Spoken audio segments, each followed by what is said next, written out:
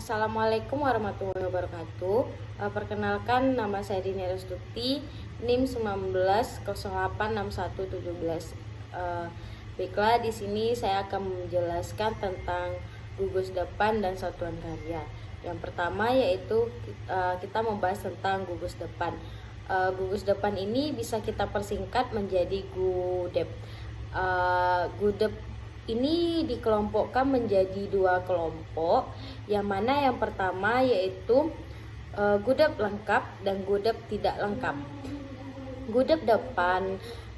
GUDEP lengkap merupakan GUDEP yang memiliki anggota dari semua golongan pramuka, mulai dari pramuka siaga, pramuka penggalang, pramuka penegak, pramuka penegak dan pramuka pandega, sehingga GUDEP lengkap akan memiliki satuan-satuan, yaitu atas perindukan siaga, pasukan penggalang, ambalan penegak, hingga rencana penegak. Sedangkan GUDEP tidak lengkap adalah GUDEP yang hanya memiliki anggota dari satu atau beberapa golongan saja, sehingga GUDEP tidak lengkap ini bisa hanya terdiri dari ambalan penegak dan sejenisnya. Keanggotaan dalam gugus depan harus menerapkan sistem satuan terpisah. Artinya yaitu anggota pramuka putra dan putri harus dihimpun dalam GUDEP yang terpisah, di mana masing-masing GUDEP berdiri sendiri. Para anggota ini hanya boleh terdaftar atau satuan gugus depan saja. GUDEP lengkap, gugus depan yang terdiri satu satuan perindukan siaga. Ini adalah sebutan bagi anggota pramuka yang berumur 7-10 tahun. Kenapa disebut pramuka siaga? Karena sesuai umur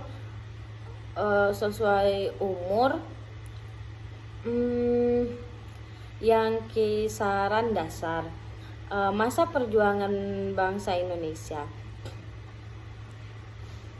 Selanjutnya saya akan menjelaskan yang pertama yaitu siaga mula. Untuk mencapai tingkat siaga mula, calon siaga harus memenuhi syarat-syarat yang mana rajin dan giat mengikuti latihan perindukan siaga sekurang-kurangnya 6 kali sehari atau 6 kali latihan berturut-turut. Selanjutnya yaitu hafal dan mengerti isi Dwi Dharma dan Dwi Satya. Selanjutnya dapat memberi salam pramuka dan tahu arti kisaran warna-warna bendera kebangsa Indonesia, dan bisa berbahasa Indonesia di waktu mengikuti pertemuan-pertemuan siaga.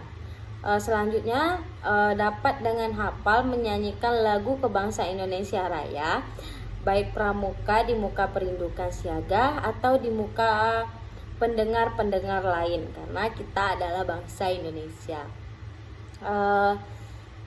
Selanjutnya memiliki buku tabanas atau biasa disebut buku tabungan pramuka.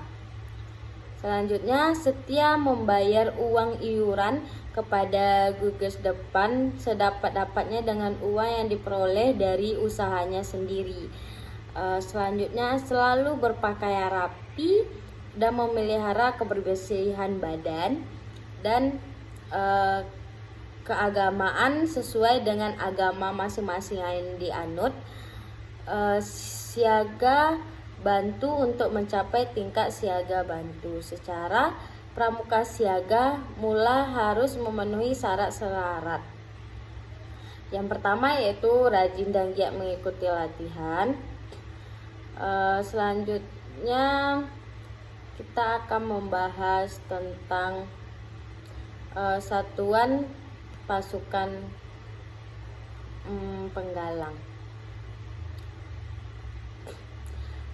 Penggalang ini sebuah tingkatan dalam pramuka setelah siaga. Biasanya anggota pramuka tingkat penggalang berusia 11 sampai 15 tahun. Tingkatan dalam penggalang berdasarkan pencapaian syarat-syarat kecakupan umum pada pramuka. Penggalang dapat digolongkan yaitu rajin dan giat mengikuti latihan pramuka.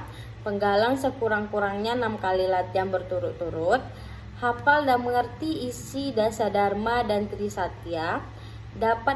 Selanjutnya itu dapat memberi salam pramuka dan tahu maksud dari penggunaannya. Selanjutnya tahu arti lambang gerakan pramuka, tahu cara menggunakan bendera kebangsaan Indonesia, dan tahu sejarah dan tahu arti kisaran warna-warnanya.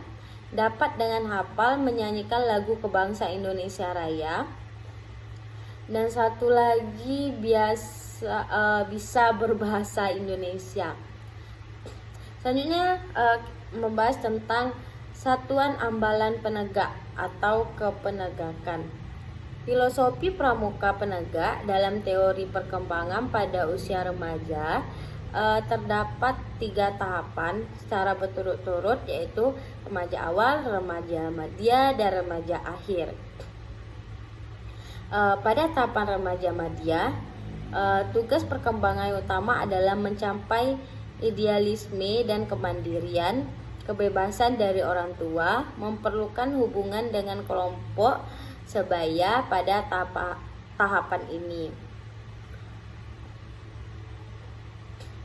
Pembinaan pramuka penegak dilakukan secara pribadi sehingga tumbuh dan berkembang menjadi sosok yang sesuai dengan tujuan gerakan pramuka, sekaligus juga turut mempertimbangkan perkembangan jiwanya. Kisaran dasar pramuka penegak. Pembinaan golongan pramuka penegak merupakan tahap pembinaan setelah golongan pramuka penggalang. Jika penggalang dikiaskan sebagai masa pemuda penggalang persatuan bangsa, maka penegak dikiaskan sebagai masa pemuda penegak kemerdekaan bangsa. Selanjutnya bahas tentang pengertian dari satuan karya atau bisa kita singkat yaitu SAKA. Satuan karya pramuka adalah wadah pendidikan guna menyalurkan minat, pengembangan bakat dan pengalaman para pramuka dalam berbagai bidang ilmu pengetahuan dan teknologi. Satuan karya diperuntukkan bagi para pramuka penegak dan pramuka pendega atau para pemuda yang kisaran berusia 16 sampai 25 tahun dengan syarat khusus. Satuan karya pramuka juga memiliki kegiatan khusus yang disebut perkemahan bakti satuan karya pramuka atau bisa kita singkat dengan Pertisaka, yang dilaksanakan oleh setiap saka, sedangkan kegiatan dilakukan secara bersama-sama lebih dari satuan saka yang disebut perkemahan antar satuan karya pramuka atau bisa kita sebut dengan peran saka. Kegiatan tersebut antara lain itu melakukan transfer bidang keilmuan masing-masing. Selanjutnya yaitu perorganisasian. Perorganisasian ini dibentuk di kuartir ranting saka, juga berada di bawah wewenang pengelolaan, pengadilan dan pembinaan kuartir ranting. Sedangkan pengesahannya dilakukan oleh kuartir cabang. Apabila kuartir ranting belum mampu membentuk saka, maka pembentukan saka dapat dilaksanakan oleh kuartir cabang. Satu saka beranggotakan paling sedikit yaitu 10 orang dan sebanyak-banyaknya yaitu 40 orang, yang terdiri dari sedikitnya atas 2 krida yang masing-masing beranggotakan 5-10 orang. Anggota putra dan putri di himpunan dalam satuan terpisah, yaitu pembinaan. Saka dibina oleh pamong saka. Pamong saka ini adalah pramuka, terutama pembina pramuka penegak atau pendega yang memiliki minat dan bakat dalam satuan bidang kegiatan saka. Masa bakti pramong saka adalah 3 tahun dan sesudahnya dapat diangkat kembali. Tugas dan tanggung jawab saka adalah yang pertama yaitu mengelola pembinaan dan pengembangan sakanya. Yang kedua, menjadi pembina saka dan bekerja sama dengan majelis pembinaan sakanya. Yang ketiga yaitu mengusahakan instruktur, perlengkapan dan keperluan kegiatan saka. Yang keempat, mengadakan hubungan atau konsultasi dan kerjasama yang baik dengan pembina saka kuartir, majelis pembinaan saka, gugus depan, dan saka lainnya. Yang kelima, melaporkan perkembangan sakanya kepada kuartir yang bersangkutan selain daripada pamong saka untuk melatih anggota saka dalam bidang sakanya. Tujuan dari saka ini ialah memberikan wadah pendidikan bagi para pramuka, penegak, dan pendega serta penggalang. Yang pertama yaitu mengembangkan bakat, minat, pengetahuan, kemampuan, dan keterampilan. Yang kedua, meningkatkan motivasi melaksanakan kegiatan nyata dan produktif. Yang ketiga, memberi bakat kehidupan dan memberikan bakat kehidupan dan penghidupannya. Yang keempat yaitu memberi bakat pengabdian pada masyarakat, bangsa dan negara guna menjadi pembangunan nasional.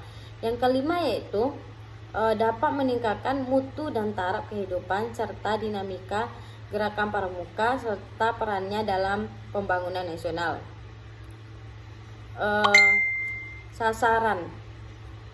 Sasaran pembentukan saka bagi pramuka penggalan dan pramuka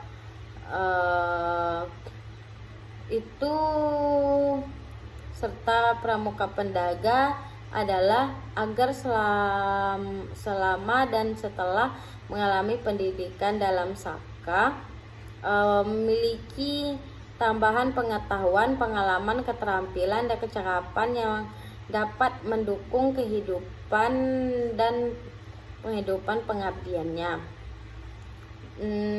Selanjutnya tuh memiliki sikap dan cara berpikir yang lebih matang dalam menghadapi segala tantangan dan hidupnya.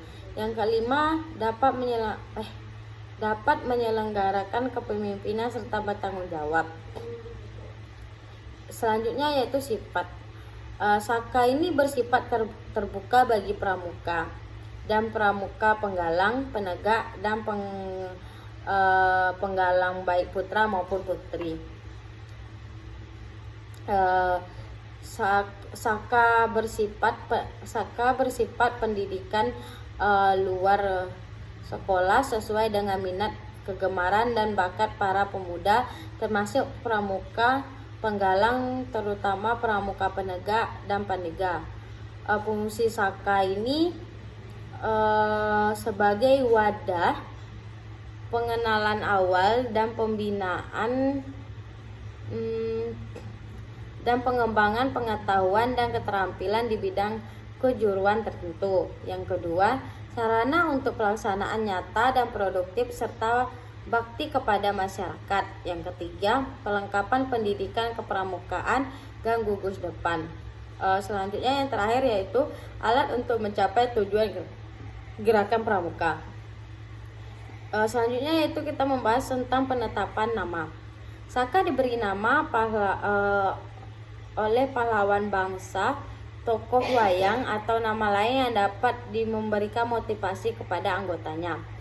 Yang kedua yaitu Krida sebagai bagian dari Saka diberi nama menurut kegiatan anggota Krida tersebut. Bila dalam satuan Saka terdapat beberapa Krida yang sama, maka nama Krida tersebut dapat diberi nomor urut. Mungkin cuman itu yang dapat saya bisa jelaskan.